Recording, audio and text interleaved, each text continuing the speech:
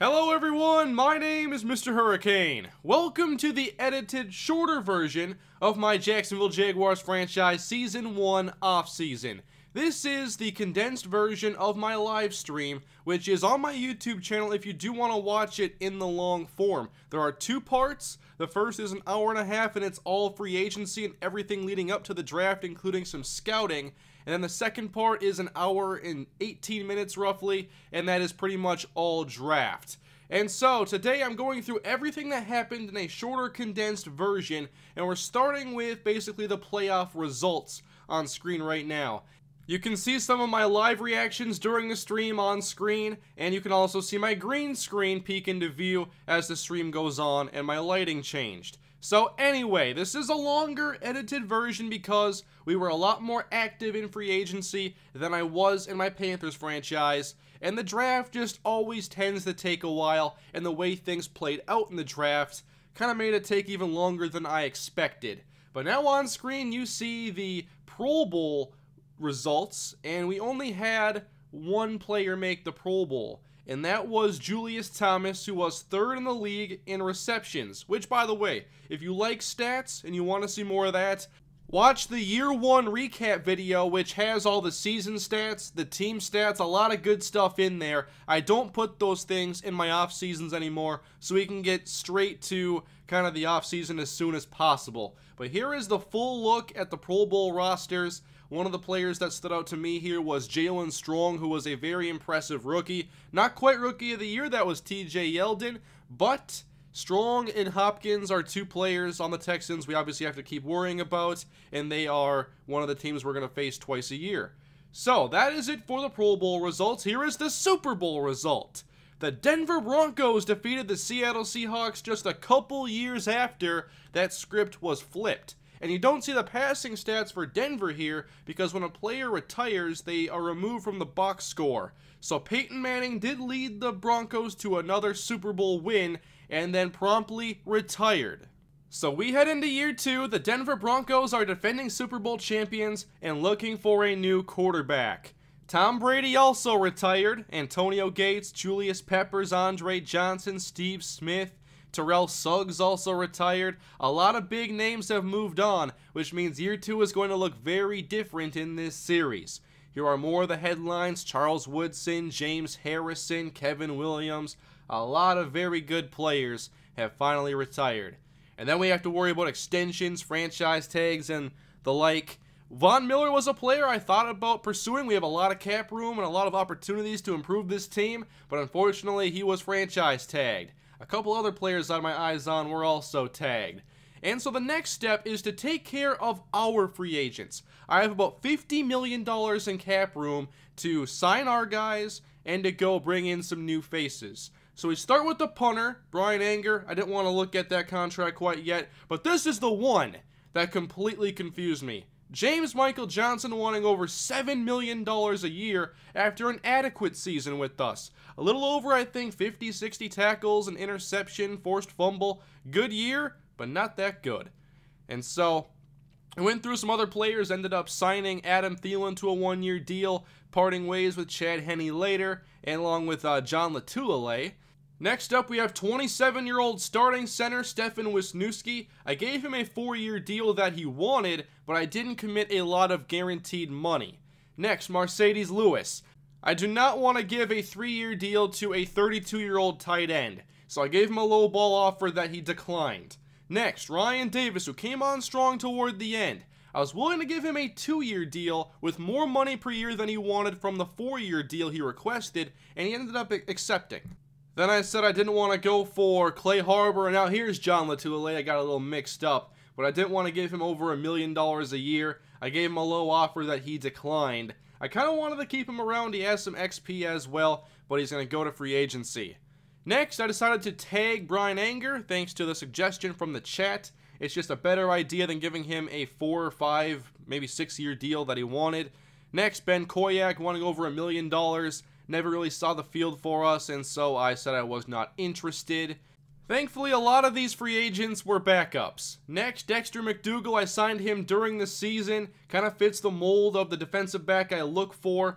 I offered him a 1-year deal to make the team, and he declined it.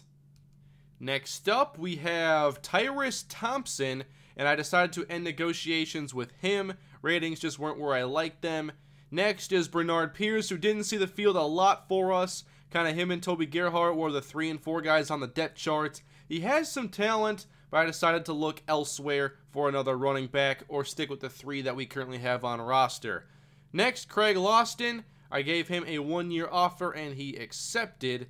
A lot of these guys have to prove themselves in camp, though. That's the idea behind these 1-year contracts with very low guaranteed money. I lowballed Andre Branch. Actually, I ended up giving him a decent offer, $1.5 million for a year, and he did not like that one. So he's going to end up testing free agency as well. That takes us back to James Michael Johnson. I still can't believe this contract demand. And I decided to offer him a 1 year, $3 million. Did not accept him to accept that offer, and he didn't. So that takes us to the end of re-signing our players. I was okay with a lot of these guys walking. Although I did want a preseason with Dexter McDougal. But now it's time, with our remaining cap room, to see who is out there to help rebuild this roster. And the top of the list has a player I was very interested in, Chandler Jones. We were last in sacks this year. Signing Chandler Jones would be a great way to help us not do that in year 2. It's going to take a lot of money to get Chandler Jones. I was just fine with that. I gave him an offer to start with. We'll come back to him later. Next, I wanted a safety and just could not find one in the market. I talked about wanting to move Cyprien to a nickel linebacker, move Sergio Brown to strong safety, but I still need another safety on the team. The guy I targeted, or I wanted to target, was Tashawn Gibson from Cleveland, and he received the franchise tag. I also thought about Harrison Smith from Minnesota. Same deal, franchise tag. So that kind of left me with a lot of thin options, especially considering I scouted a lot of safeties in the draft, and there wasn't one that really fit what I wanted. I like safeties who have range, ball skills, and hopefully some tackling. I want a well-rounded safety, and they're kind of hard to find.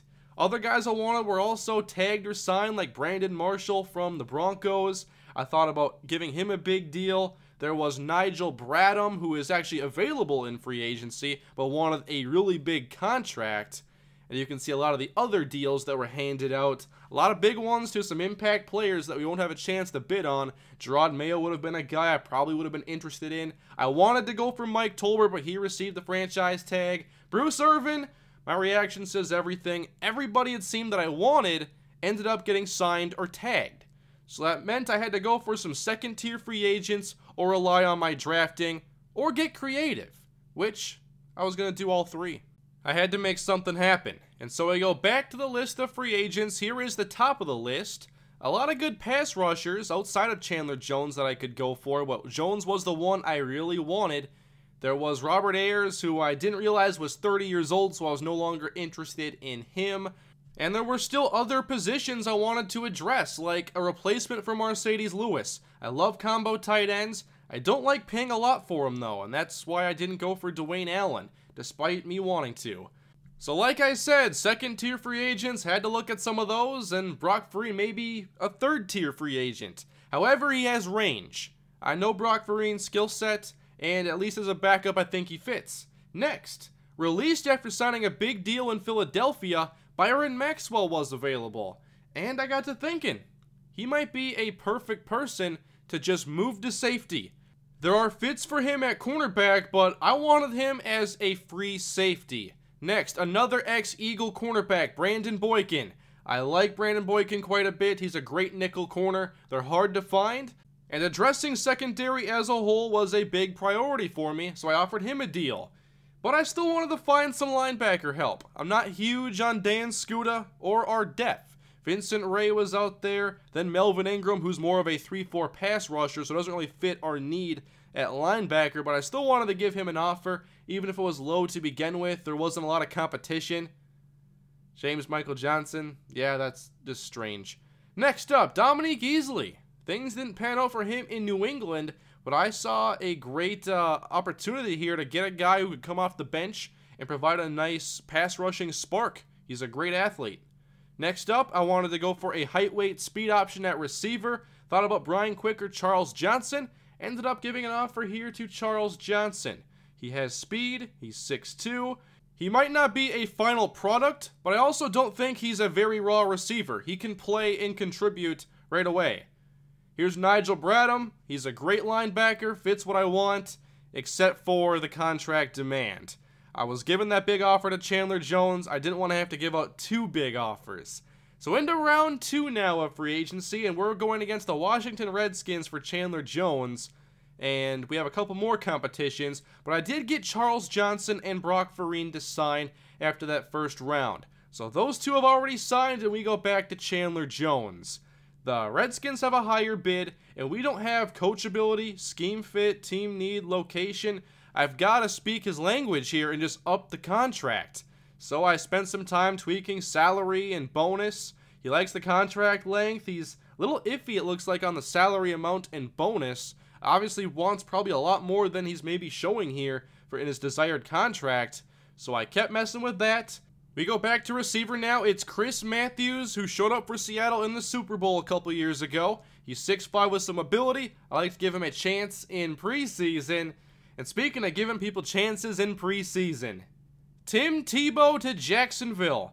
That was something people have talked about for quite a while. And I was willing to give Tebow $1 million to make the roster. Next, I'm going all the way down here for a reason. There's a player I was targeting, and his name is Antoine Goodley. Why am I targeting Antoine Goodley here, 68 overall young receiver? Because he's really suited to play running back, and that's what I wanted to do with him. He has good size, 5'11", 220, with speed. I wanted to put him at running back and let him do some of the things that he did at Baylor. Next, Trey McBride, who was a 7th round pick of Tennessee. I wanted to give him a shot to make the roster in training camp or preseason. We have a lot of receivers, obviously, but I was still creating a lot of competition here. Next up, Mercedes Lewis. We go back to him with a 1-year offer. Do you want to come back one more time? Well, after that round of free agency, we signed Byron Maxwell, and we also signed Antoine Goodley. So my project there with Goodley is going to come to fruition, but we still have to worry about this Chandler Jones situation. I've offered a lot of money, the highest bid. Is that going to be enough? I decided to drop out of the Melvin Ingram race at some point here, as I didn't want to get into a bidding war for a guy that wasn't a huge need. I wanted to put that money instead into my Chandler Jones fund. Back to Chris Matthews. I offered him actually a lot more money than I probably should have, basically because I could, to overcome San Francisco's bid. We go back to Chandler Jones now. We're approaching $40 million in base salary. The bonus is currently at 13. I kept going back and forth here, seeing how those bars would change. I ended up offering 5 years, $53.7 million. And Chandler Jones declined that offer to go to Washington. I ended up getting a lot of accepted offers, but not the big, impactful one of Chandler Jones. And you'll see his contract here soon. Remember, I offered 53.7. He took 53.4, but obviously liked the situation in Washington a lot more than in Jacksonville. That was very disappointing, but I still think we had some promising moves during free agency. I don't think we overspent for a lot of players, and if you notice, I didn't give anybody more than a 2-year contract. So we're not going to be in trouble with any of these free agents. I made sure of that. The only mega deal I offered was going to be to Chandler Jones. Here is everybody that signed in the AFC South. So players we're going to see twice a year unless they get cut in preseason. Like Matt Asiata could make the roster for the Texans and be an impact player. Catch some balls where nobody covers him for some unknown reason, despite him doing it pretty much once a game. And then we have a bunch of signings here for Indianapolis. And our focus now turns to the NFL Draft. This is the event of the offseason we're all waiting for. I did a lot of scouting in the stream, so if you want to see more of that scouting, you can find that in the longer version. I'm not showing a lot of that scouting here, but now we're going to go on to the NFL Draft. And I'm picking at number 2. After another 3-13 season, it's time to make some moves and hopefully improve this roster. The Arizona Cardinals are on the clock. They just had Carson Palmer retire, and they took Jermichael Odom, outside linebacker, at number 1. He was the only player projected very high that I had any interest in. Here's the board. Just overrated players And then players that I didn't even want to go for, like a quarterback that early or a left tackle. There was Kyrie White, which I couldn't justify at number 2. There wasn't a pick for me. I looked for somebody that I could take early in the draft. I knew it would be our opportunity, and I just didn't find one. The players I liked, especially in the secondary, were second-round prospects, and I received no trade-down offers, which means I had to make something happen myself and do a manual trade offer. I found the New York Giants sitting at number 10, and I offered them to swap spots to take their second-round pick, which really is a low-ball offer on my part. They accepted it, so we gained another second-round pick to fall down to 10. The Giants traded up to take a wide receiver, one that I thought was kind of overrated. Next, the Bears were on the clock, and this is where the first quarterback gets drafted. They take Austin. They don't have first names here, so it kind of messed with me. And then Kyrie White went to the Dolphins at number 4, followed by the Eagles at 5, taking a left tackle. Then the Raiders at 6 ended up taking another defensive tackle. Titans at 7, our division rivals, go with another receiver. So they get a target from Marcus Mariota. The Buccaneers do the same for their second-year quarterback. Then the San Francisco 49ers at number 9, right ahead of us. No, they trade it to the Panthers, who take a left tackle. And so we're sitting at 10. Our next pick is slotted early in the second round. I'm looking to trade down again. The guys that we're targeting were just not supposed to go in this range. So now, trading down to get a second and third with New Orleans. I know I got a second and third this time around, but I fell back a lot more spots. I went all the way down to 27. So I had to sit here and hope that the players I wanted did not all of a sudden get taken. I was interested in those corners, so I didn't want to see anybody taking cornerbacks. Take those tackles, the receivers, the quarterbacks. Just nobody I was interested in. Down to 18, we're still in good shape. Now our rivals, the Houston Texans, take a quarterback. So there is Hankins. We'll get to know him. The Vikings at 21, sitting there, end up taking a middle linebacker. That's fine with me. Then the Colts take a right end. Falcons take a tight end. We're getting close to us, and that's where the first cornerback goes. There goes Peters to the Chargers. Next up, Cincinnati takes a safety. Here come the DBs. Dallas takes a defensive tackle, and so we're here with my guys on the board. My favorite cornerback was available. I checked these trade down offers, and I ultimately found one I liked. I decided that we pick again at 34. I'm going to take a risk. This wasn't a very popular move in the chat when I was streaming, but I decided to trade down all the way until next season. I decided to give up our first round pick for a first round pick next year, a fourth next year, and a fourth this year. I believed I could still get the player I wanted at 34. Chicago took a linebacker, helping rebuild their defense. A left end goes to KC. A quarterback to New England after Tom Brady's retirement. Linebacker to Green Bay. We're getting close. Seattle Seahawks at 31. They take a corner. That's when I start feeling nervous. We're close though. Denver Broncos one pick later. They take a quarterback to replace Peyton Manning.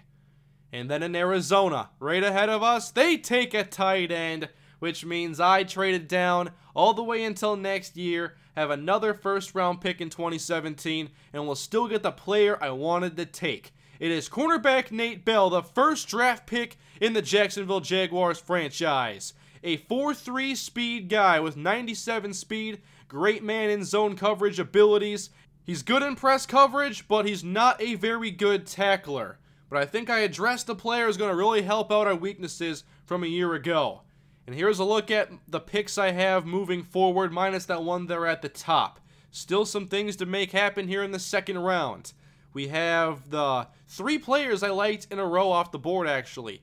Leffie Morgan to the Titans, Antoine Perry to the Bucks, and then A.J. Dawson goes one pick ahead of us. I had interest in those players with my second pick, but with them off the board, I went back to cornerback. Here's Michael Bryant. He's fast, has great agility with those 3-cone and shuttle scores, and 29 bench reps, and a run support guy. I had to get Michael Bryant. It was a slight reach for another fast cornerback Only 55 tackle, but I think with 83 strength and some XP, he could turn into a reliable tackling corner. That's my ultimate hope. So 2 cornerbacks to begin the draft. Who saw that coming? Perhaps some of you did because our secondary wasn't great last year. But now we push ahead to the Saints' second round pick that we acquired in the trade earlier, and I wasn't crazy about taking any of these players at this spot. Either value didn't match up or need. One of the players I was targeting because I value backup quarterback, and who knows if Blake Bortles is the long-term option, is Nataki Mason. I scouted him prior to the draft and decided to trade down again with the Chicago Bears. And so we traded out, and the Bears ended up taking a player I wanted. We traded into a spot that gave us back-to-back picks. Antoine Young would have been one of them had he lasted. We go all the way down to 63. There goes a center to the Seattle Seahawks. The Broncos take Laquan Justice, and the Cardinals take Chris Conley. Now we have back-to-back picks, and because I put so much stock into backup quarterbacks, and who knows about Blake Bortles' future, I decided to take our quarterback now. And look what we ended up with. Nataki Mason, number 4 in true talent. He has a great arm, an accurate one as well. He's a mobile quarterback with good size. We got an ultimate value there in the 3rd round. That was so far beyond my expectations of drafting him. And then right after that, we had another pick to make. And I wasn't crazy about the guys at the top of my watch list in this spot. Jerron Hunter was an option. And now, he was a late 1st round prospect in talent, but those top 3 skills didn't really stand out to me. The finesse moves, though, was a good one. He was an injured player that could not participate in the combine, and that scared me away from drafting him because I didn't know his skills in the combine, and his top 3 didn't convince me. So I took a center instead, Ryan Cole, and we reached. But we reached for a player who has very good impact blocking and has 81 pass block, 84 run block. So we'll see how he fits in. He was our 2nd, 3rd round pick. Jerron Hunter then went to the Tampa Bay Buccaneers at 72. I was hoping he'd stick around for our next 3rd round pick, and I would have drafted him. But instead, we wait for our next selection. Nobody I was really looking at went off the board in this spot, but I wanted to trade up just in case because there was somebody I was targeting. I wanted to trade up just a few spots, was offering my 7th, and teams weren't biting. I kept trying. Not to Indy, they're a division rival. I tried to Atlanta, they wouldn't do it. San Diego wouldn't. And then the Dallas Cowboys just took a cornerback. So I was there to take a player that I had liked. I previewed him during my last season. He was one of my prospect preview guys. I considered Sean Nelson, but it's not him. Instead, I wanted interior pass rusher Franklin Fitzgerald, and the true talent shocked me. He was number 11 with 81 block shed, 86 power move, 86 strength. Exactly what I was looking for. Getting him and Mason in that 3rd round was very exciting, and we still have a lot more picks to make, but Sean Nelson won't be one of them as he went to Atlanta, and I really wanted him. So instead I took my 2nd option, Deontay Nelson, who's actually a different type of defensive end. Sean Nelson I saw as a strong run stopper, whereas Deontay Nelson was just a speed guy who also had a good blend of power moves as well. It was a good value pick for us in the 4th round. Moving on. Tight end had not been addressed yet besides re-signing Mercedes Lewis, so I drafted Michael Riley at the perfect spot. 99 in true talent, he was taken at 99 overall. He is an athletic pass catcher, not a great run blocker. I hope that can be developed in his skill set. Looking ahead to my next pick, here was a player I previewed, Tyron Foreman, a great blocking and pass catching fullback, but he runs an over 5-second 40. That's just not going to work for what I want at fullback. So I drafted a power running back instead in Marcus Tarpley, to compete with Toby Gerhard and try making the roster. It was a good value pick for us in the 5th round. And then next I took Stephen Cole, middle linebacker. I didn't get Antoine Young, but I took a player who had very, very good value. 59 in true talent. I took him at 131. That makes up for missing on Antoine Young. 92 pursuit, great tackling with speed and zone coverage ability. Next in the 6th round, I didn't really feel like I had to make a lot more picks. So I instead opted to trade for a higher pick in the future. And I picked Washington because they took Chandler Jones from me, so I'm taking their 4th round pick next year. Now for our final selection here in the 7th round, it's another just good value pick. I wanted to take Rashad Marshall. Yes, I took Marcus Tarpley, and Rashad Marshall's not that different, but if one of them makes the roster and the other doesn't, that's okay. It's hard to draft 10 rookies and have them all make the roster anyway. And that is the end of the draft. The first one here in the Jacksonville Jaguars franchise. I made 2 second-round picks, 3 third-round picks, and 2 fourth-round picks. All of those were in the top 100, and I'm very happy with the final result. I think we strengthened some weaknesses, we got a lot of value, and we have some great picks for the future, gaining 2 fourths and a future first-round pick from Chicago. But I have one more impact move to share with you guys. Afterwards, I signed a free agent. His name is Rolando McClain. Now, it's just a 1-year deal, but we all know Rolando McClain turned things around in Dallas. He's a great run stopper, and I have faith that he can play in the nickel alongside Telvin Smith. I saw the opportunity, we had the cap room. Sure, it's only for a year, so the move is a little short-sighted if we can't re-sign him to a long-term deal later, but it fits the theme of my offseason. Pay attention to this here, by the way. I moved a lot of guys to different positions, and I made some more signings afterward for preseason battles. Now, the idea with this offseason, I had cap room to spend. I was willing to give a big offer out, which I did to Chandler Jones. He didn't accept. Then for everybody else, it was going to be 1 or 2 year deals. It won't hurt us for cap in the future if we have expensive players on the roster who need to be re-signed. And if these players end up panning out, we can give them long-term deals later. But it's a lot of low risk, potential high reward, but also potential that these players don't come back after a year or 2. That's the risk in all this. But then you have the draft where I had significant value and future assets. If it turns out that these rookies can outperform the veterans I signed, I can cut those veterans and not have any bad cap ramifications. I think this offseason helps us both short-term and long-term, and I cannot wait to get Season 2 underway. That is it for the edited offseason. I know it's been a long video, still have an outro to do, but the preseason is up next, playing 4 AFC teams, and we'll see who wins roster spots, starting battles. There's a lot to happen. I know the big one already down there in the comment section, Nataki Mason versus Blake Bortles. We'll let it play out in the preseason, just like with every other spot on the roster. I wanted to add talent during this offseason. I did that. We'll sort out who plays and the depth chart in a little bit. I have the preseason to get through, which isn't going to be up now until next week.